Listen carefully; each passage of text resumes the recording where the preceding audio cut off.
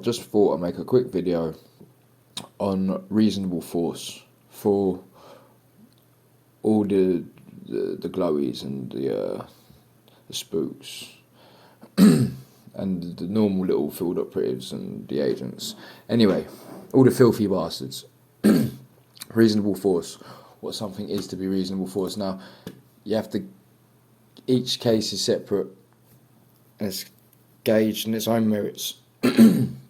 Now, I've got a report for the IPCC by the BRMB stating that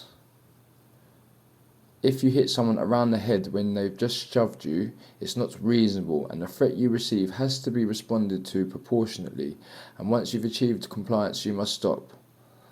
That is from Police Constable on the IPCC report. So it's all about proportionality and being reasonable and acting within them confines.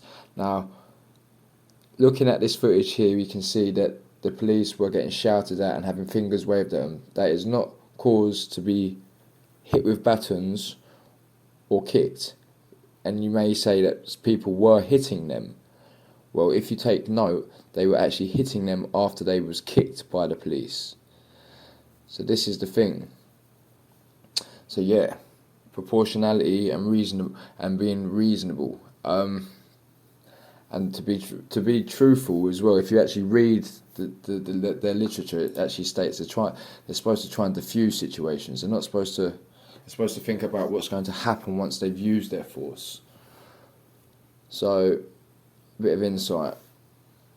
Just what they're supposed to act like. They're not supposed to hit people with batons for waving their finger at them.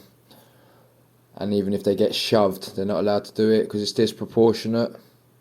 Also, I'd just like it noted for all the people making notes. Well, not the people, but all the filth making notes. We're not just watching out, well, certain of us ain't just watching out for earpieces. We see much more subtle signals.